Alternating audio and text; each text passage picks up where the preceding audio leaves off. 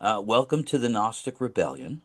Today we're speaking with Dr. Joshua Pritikin, author of a wonderfully interesting book that deals with a core theme here at the Gnostic Rebellion and the Gnostic book that deals with I'm sorry, and the Gnostic Church of Light.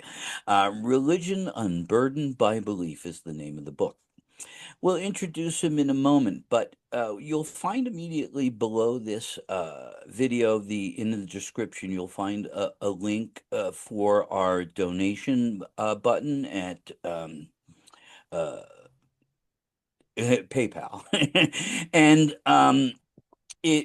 this program supports the Gnostic Church of Light. It's an historic building, and we invite you to become part of our historic congregation. We're the first fully owned and operating Gnostic church on the continents of the Americas, and your donations are tax deductible. While you do that, we'll extend this blessing. May wisdom and divine providence increase the unique genius of our congregation and bring us to health, wealth, and increase of days. Okay. Having earned his PhD in psychometrics in quantitative psychology from the University of Virginia, Dr. Joshua Pritikin, during his academic career, contributed to 10 peer reviewed publications and now maintains a practice in White City, Oregon. He runs Estrella Counseling and holds a level 3 certification with the IFS Institute, which perhaps we'll talk about a little bit later. But it is his book, Religion Unburdened by Belief, that brings us here today. You ask in the book, do other people control our perspective?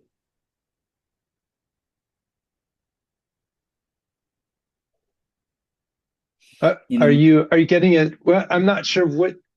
Can you give me a little more context? I'm not sure which uh, section you're my, pointing at. my follow note says, in immediate circumstance, the name caller. Um, Like you know, are we talking about who's driving or is it different? yeah, we're talking. Well, yeah, if I could put a label on you before you can get to describe yourself, Okay. I can make a lot of trouble for you, Yeah. right? So, and with that, in immediate circumstances, the name call, more removed circumstances, the labels we put on people, whore, thief, um, you know,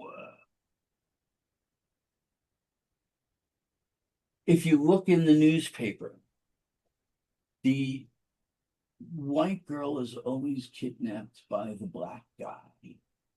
Yeah. Okay. Okay. The uh, John never gets arrested. They just take in the prostitute. Yeah. Okay.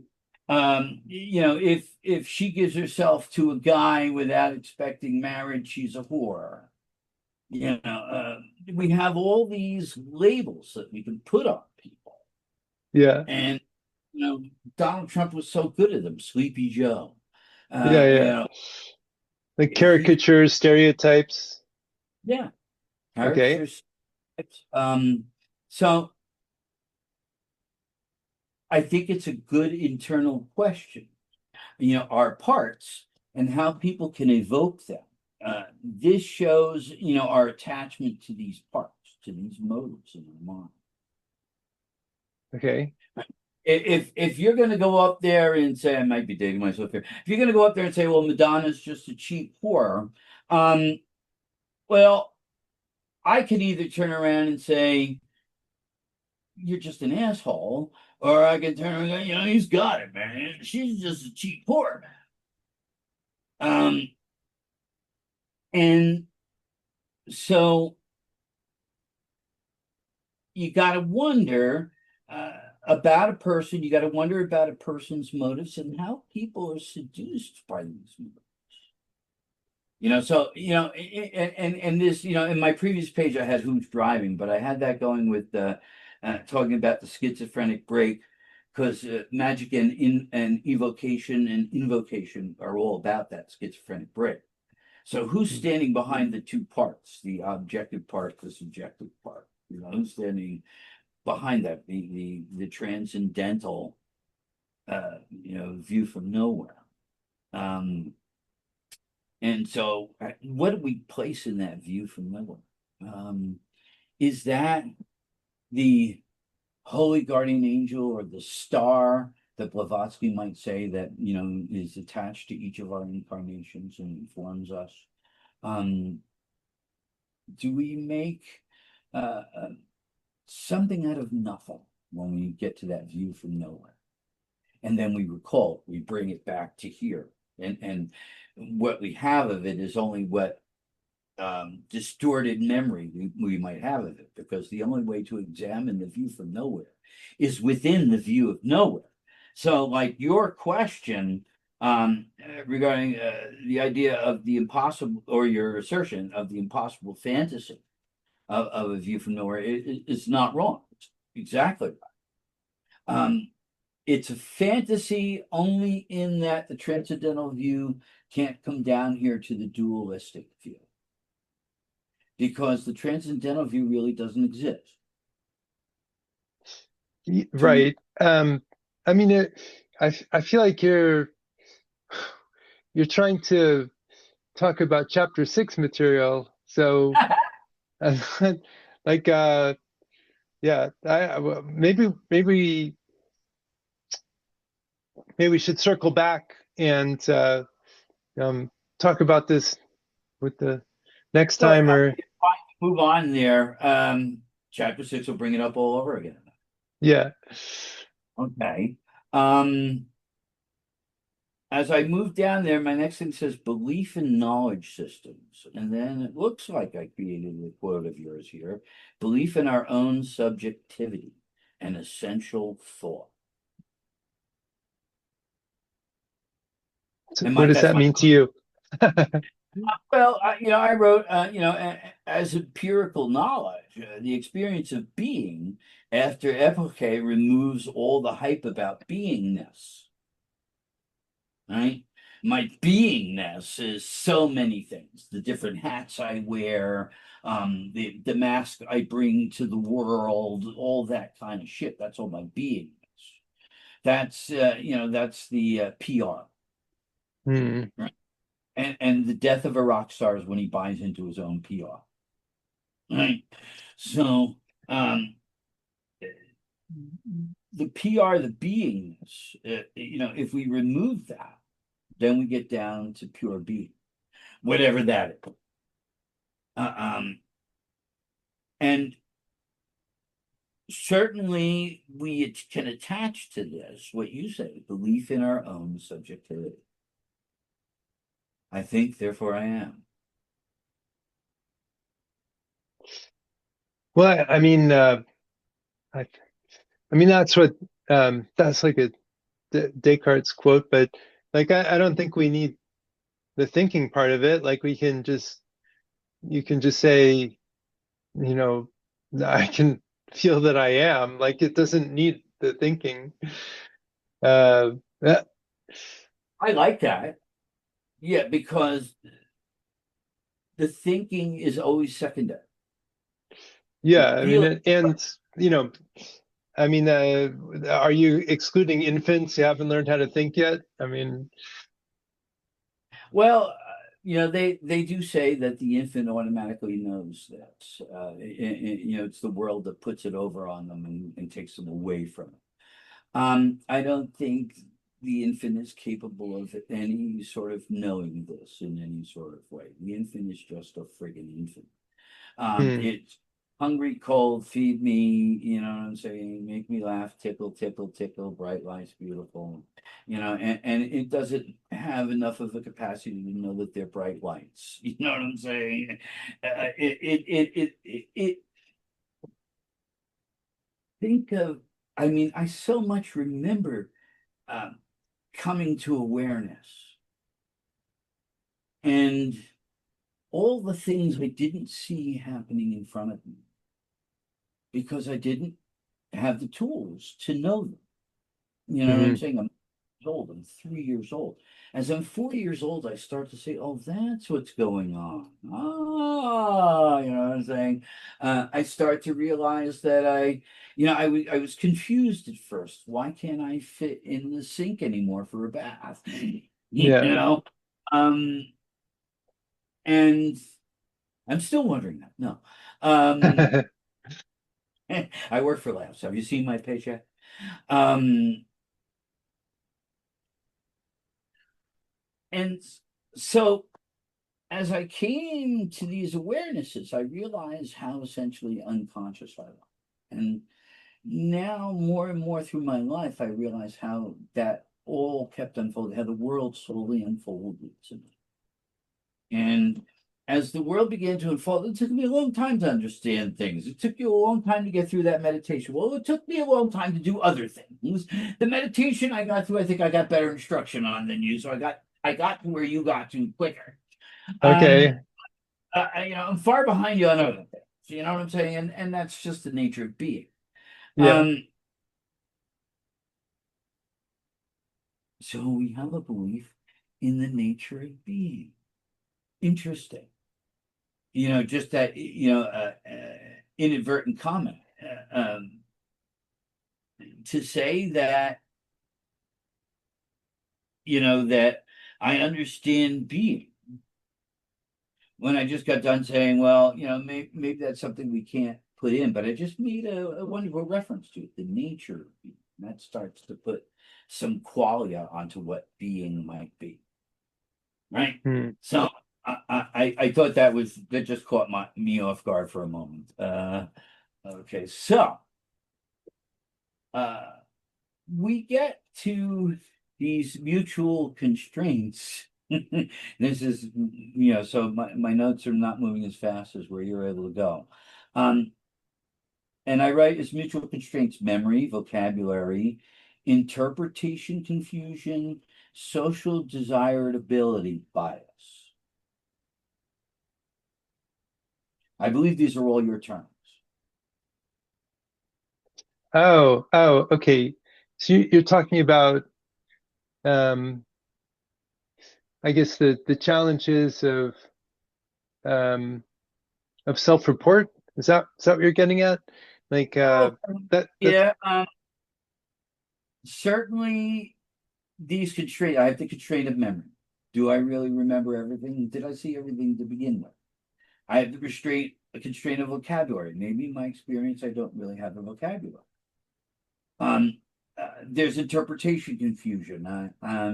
You know, uh, it's like you start to retell the story and you start to say, but that doesn't make sense. It didn't happen that way. And you start to get into that, um, and then of course the social desirability bias. You yeah. know what I'm saying? In my fantasy, I went somewhere that was taboo, and I'm certainly not going to allow myself there. There's a sociability bias, right? So, um, I Okay, but love that. just to put a frame around that, what you're talking about is the difficulty of introspection of eliciting your subjective experience in the most accurate possible way, and that's where a trained interviewer can really help by understanding um, the obstacles to uh, describing your inner experience and helping you elucidate them in a more refined way. Yes, and to deal with all those four constraints, uh, wonderful experience, as you say, terribly expensive. So, how do you recommend the self-motivated person taking your book, deal with these mutual constraints? Um, uh, so you're saying like if we're like because Help me internal define families. help me to see my social desirability. So how would I reading your book say, where can I look at in this book to confront my social desirability bias? Oh, I see. You kind of make it self-serve in that sense. Well, Um, to get a practical, take a practical instruction from your book. hmm. Um, so I'm not sure I'm proposing that. These are more of like the kind of obstacles that a trained interviewer can help you overcome. But if you want to do it without a trained interviewer, then wait for chapter 7. Okay. Do I have to pay first? No. Um, okay, so we'll wait for chapter seven there because that grabs me. Okay, and the reason why that grabs me is, we're trying to fortify the genius in each other, in our Yes, contradiction. yes, It's a very absolutely. practical way to say, my son, thou shalt go and try to remember all the bullshit you can't remember anymore. Okay. Um, and I'm going to be eager for chapter seven now. We haven't got to Yeah. chapter six yet, but I'm already told on chapter seven. Can I skip? Um, okay, so my next note here, unblending as key ingredient of religion. Psychedelic experiment at Boston University, and my own note, William James Varieties of Religious Experience. Yes. So, what is this unblending as a key ingredient? I mean, that's kind of a spoiler. You're giving away a punchline here. Um, uh, do you really want to talk about that? Well, I'm not so sure what you're saying there because was it you that presented the psychedelic experiment at Boston University, or did I take that from somewhere else? No, no, I do discuss that. I know exactly what section you're talking about. So the experiment at Boston University um, is basically a way of showing the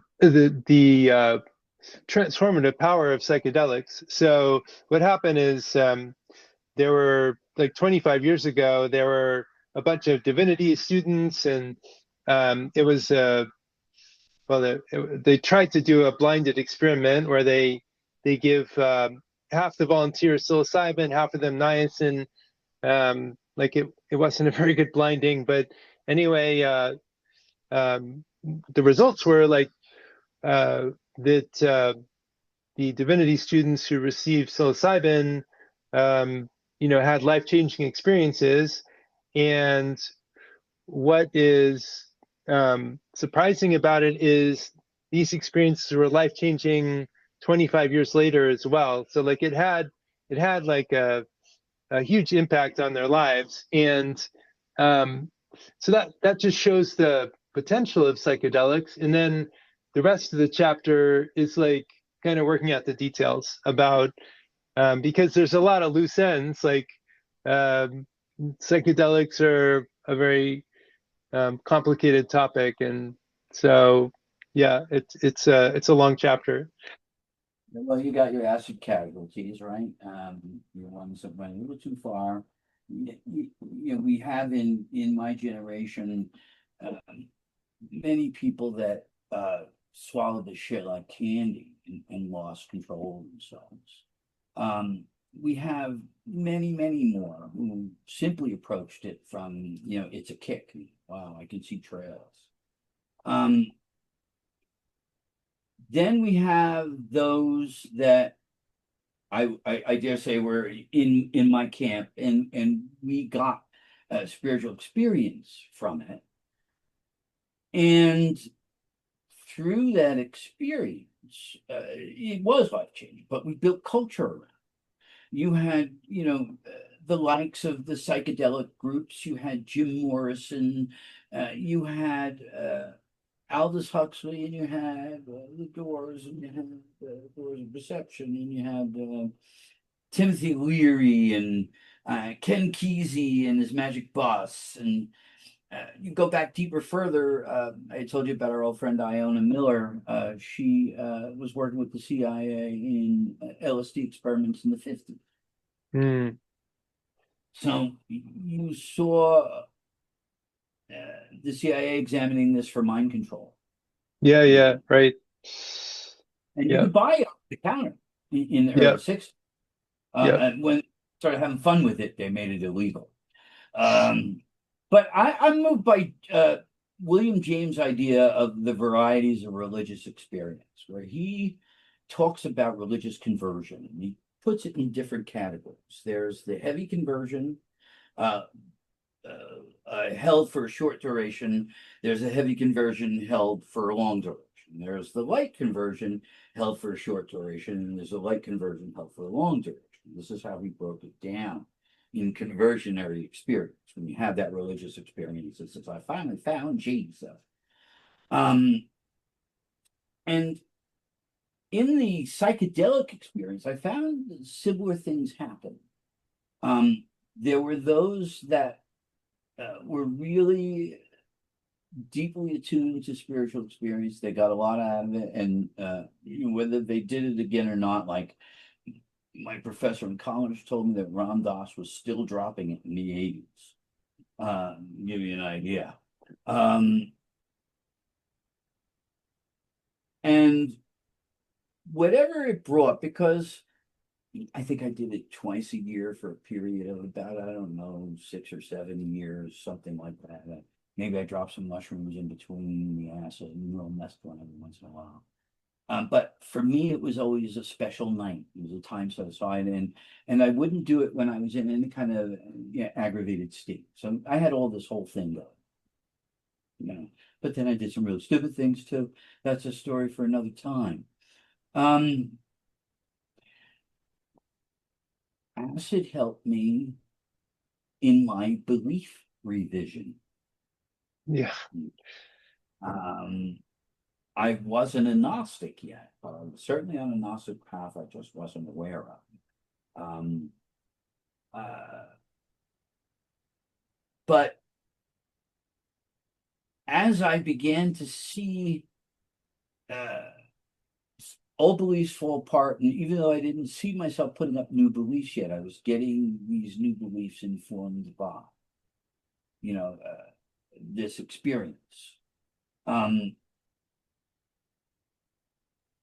but you mentioned things that really gave me some laughter. I pulled this up from somewhere. Float tank fiasco, sleep deprivation experiment, sweat lodge social pressure, mushroom misadventure, meditation marathon. I had a buddy that used to do it for 6 hours a day. Nuts. And I could tell you a long story about his sad state. And then the flow state fumble. Yeah, yeah. It just, yeah, couldn't help thinking Rimbaud's distortion of the senses. Rambo should have you do, just go out and be drunk and lewd to, the 110th degree, um, until the senses are completely distorted. And somehow you'll get to, some better self through Yeah, this kind of thing.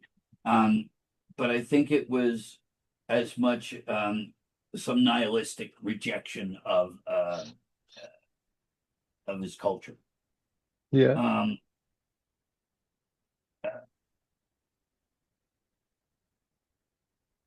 the moral corruption of guides and gurus. I love the moral corruption of guides. I am so big on no idea. We could talk about that for a long, long time, and I can bring up groups, cults, the dangers, what they've done. I've been a little bit of a cult hunter since I've been through two dangerous cults and are still haunted by them.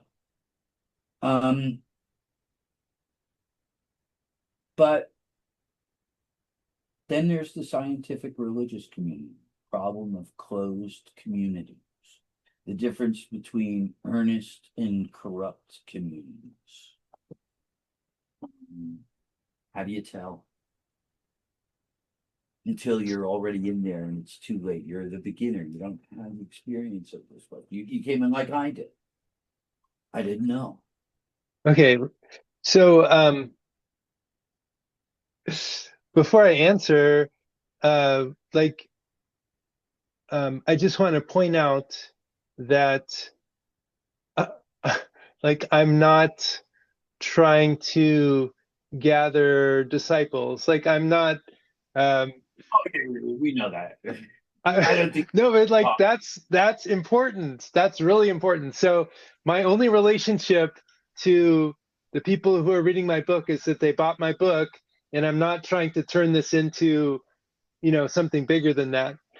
And so well, of course that not. And of I think course it's really some people difficult. do. Well, I- if the you can't control what other people think, but I don't think there's a word in your book or an idea so far that I've encountered in any way paint you as somebody looking for subscribers. If anyone's looking for subscribers around here, it's me. I want more people to join our church. I Yeah, want it to grow. Um, and I want to be an open community in a lot of ways. Um, right. we And have I very want to close. support churches. I want to support churches like yours that is trying to do a good job and is trying to help people flourish. But like I don't see my like I can't be in both roles like that because it creates a huge conflict of interest for me if I'm trying to uh, become a leader of a church or something like that. Like um, that's just like putting the book out there is my role, and then I'm trying to help people like you to develop your churches in the best possible way. Well, So that's great. Yeah. Uh, yeah, uh, I accept that fully and entirely. What I was really looking for here is, it was an honest question, really. How do we begin to see the difference between the earnest and the corrupt communities? Do the earnest communities become corrupted? okay, Let's, but I think we need to back up a step here and to let's go back to our conversation of altered states. So you were talking about your experience with LSD and mushrooms and this and that, mescaline. So the question is, what are we trying to do with altered states? And the uh, the idea that I think makes a lot of sense is if you look at what family therapists are doing in dysfunctional families. So suppose you have, a really rough situation like divorce and um, parents abusing alcohol and stuff like that. So a family therapist comes in there and tries to create a better situation for the kids that are trying to deal with all this crazy shit that's going on in their lives. Okay, and kids that are in that kind of situation without therapist help, what they're experiencing is just like extreme emotional split swings. Their their parts are getting blended. They may be aligned with one parent, but that parent is in conflict with the other parents, and that like it's just a huge mess. So what the therapists are coming in and trying to create space for those kids to unblend from that situation. Okay, and so what this shows is that like when your life is in chaos, that's a that's when you're more blended, and when your life is more orderly, that's when there's like a blending gradient there. There's like a gradient from being too much blended and to the other side where you're trying to emerge from that chaos and become unblended. Okay, so would you there's call a that of sorry. boundaries? Would you call that a confusion of boundaries? This I mean, blendedness? sure, confusion of boundaries. It's a confusion of everything, really. Uh, Okay. I don't know if I'd But limit it to it's boundaries, important but to boundaries, you know what I'm saying? The proper healthy boundaries between parent and child can be erased very quickly in those kinds of situations. Even yeah, for sometimes sure, the child for sure. becomes the parent, right? So you have all Yeah. those kinds of issues to whatever degree. Okay, so Okay, we've so clarified you have that. that picture in your mind of like The chaotic family, Know it the very therapist well. comes in. What's that? Know it very well. Taught in school and life. No, very well. Okay, yeah. So I'm sorry you have personal experience with that. Yeah, saying, someday they'll pull the carrot out. I'm going to hire a surgeon. What? Someday they're going to pull the carrot out. I'm going to hire a surgeon. They stuck it so far up my ass, we haven't gotten it out. Oh my God. Okay. They Um, didn't on me. I can only tell you, you know. Um, okay. and so I understand that situation very well, and I think a lot of people do. An awful lot of people do. I don't really want to admit to. Yeah. Okay. So the analogy is that so you can see there's like um, blending and chaos, and then unblending and order. So there's a gradient. So you can move back and forth between now. Suppose you're not in this horrible situation. Suppose you're just in a church, and you'd like to do self-development. So you can apply the same analogy to that situation too. So instead of seeking instead of being a victim of chaos, you can choose chaos as a way of challenging yourself to, in a chaotic situation where you would tend to become blended. That's what psychedelics can help you do, is you can choose to make your life chaotic as a way of finding order, more like getting more clarity about what order feels like, what unblending feels like, so that you're like exploiting that unblending gradient in a controlled setting, where you're choosing to introduce controlled chaos into your life. And that's what psychedelics can help you with. The psychedelics give us a controlled chaos. Hmm. Not sure I would agree with that. I mean, Okay. uh, I think it's hard for me to figure that out and to relate that the right way because, for example, my first drug, like most kids, was weed, Okay, and sure. I'm sure you figured it out by now, but I'm very talking and I like conversation. So in high school, I'd go to my buddy's house and we'd be all talking, and somebody got the weed. And we'd be sitting around in Peter's living room, four or five of us, and we got the Pink Floyd playing and the lights on, and we just pass around the joint. The next thing I know, all my buddies are sitting there, and I'm like, "Come on, guys, let's go. Yeah, let's." I'm ready to go. I want to talk about shit. You know how they've recorded this thing? I got to tell you, they used a four-track machine, and they could give two shits. You know what I'm saying? None of them graduated high school, by the way, but me. So I had a real quality set of friends. Um, but again, then there was me. And I responded to it differently. I wanted it to enhance my social experience and my cultural, the music. Um, I was into the poetry that was being written by Jim Morrison, right? Um, and they did. In the same way when I dropped acid and stuff like that, obviously the first time some friends turned me on to it, it was all about getting kicks. But then I realized it had something to it and started reading on it and you know, uh, started studying the surrealism and all of this. And um, it kicked in right away. This strong spiritual sense. And it wasn't a chaos. I would sit there and like I could look at the books on my wall and it was like they were underwater. And I'm just having these thoughts that are moving through my head that are so profound. And I'm in this state of awe. That's really the only way to describe it. It was a state of awe.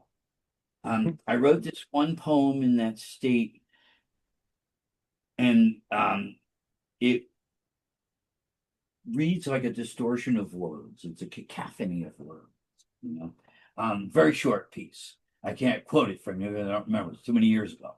But when it was built off of Jim Morrison's poem. When the still seas conspire in armor, all true sailing is dead. Um, and while it sounded unbelievably brilliant on the acid, it sounded just as silly as it probably just sounded to you then. Um, and yet it brought the memory of the experience. And I was there. Uh, First time, the after state, there's an afterglow. It's magnificent. I remember up all night and I'm driving to a 9 a.m. class and I'm in the afterglow. Um, Wooden Ships comes on by the Jefferson Airplane. And that song just took on different meaning to that. I walked into a party once and the acid just started kicking in the dorms at college. And somebody put on Perubu's Data Panic in the Year Zero. And unbelievable. You know, um, it still takes me there because of that acid trip. I still go there. And it's a very pleasant place in the head. And in that pleasant place, you start to realize, well, the acid is little more than an overdose of those pleasant chemicals that are already in the brain. They're just stimulating pleasant chemicals, right? So I can get to all sorts of states of ecstasy, just like the ecstasy junkies in California. Everything is about getting to that state of ecstasy over and over and over again. And if you're truly a spiritual person, you keep wanting to get to that ecstasy state. And it's nothing but crack. It's, crack brings you to the ecstasy state, then it makes you withdraw and want more. And then and so you keep going back and forth like that. I know that from experience too. So, it's interesting to learn how the mind and its uptake and intake and all that kind of stuff works, and you start to see it. Um,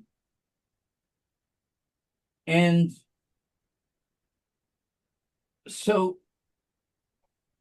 the misuse of it, the misunderstanding of it, the lack of need for it, the lack of real religious conversion, but it doesn't have to be a chaotic state. Now, we all know the guy that Whoa, jumped whoa, out the whoa, window. whoa.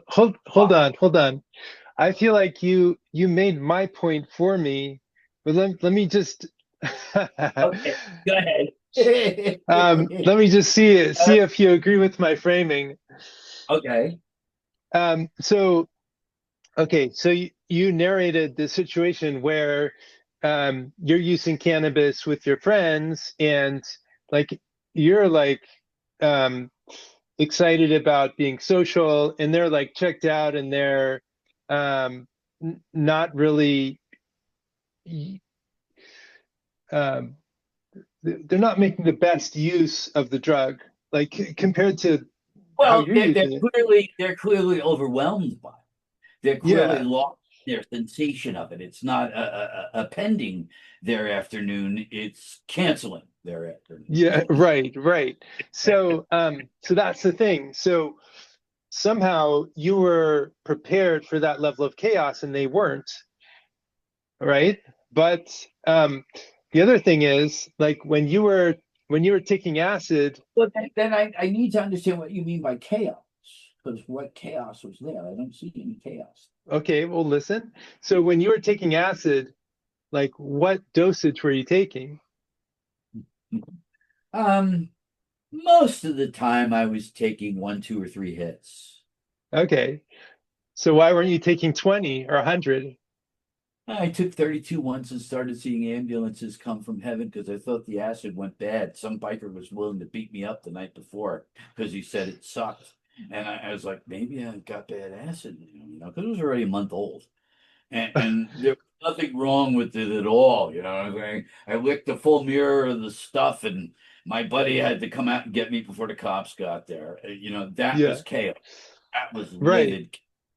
Right. Okay, Okay. but So you know what I'm saying? That was, nobody does that but an idiot like me. oh, okay, right. So what I'm saying is there's a right level of chaos for you, right? So when you're using cannabis, that was the right level for you. When you were using acid, you chose to use the right dosage for you. You didn't Yeah, choose like 100 times the yeah. dosage you needed. And Like you perhaps you some chose the person that right one level of dose, chaos. perhaps that person that one dose overwhelms them. They're, Yeah, seeing right, right. them too. That's a possibility. Um, and maybe a probability. Um, Maybe I have a stronger mind than I want to give myself credit for, but I don't really believe that. I believe that um, I have interests to focus on, and um, like Aboriginal cultures, I was able to do things with respect, and that brings a whole different mindset. You Okay. know, I don't think I needed such strength as I brought respect. Um, wasn't a Freudian slip, I swear.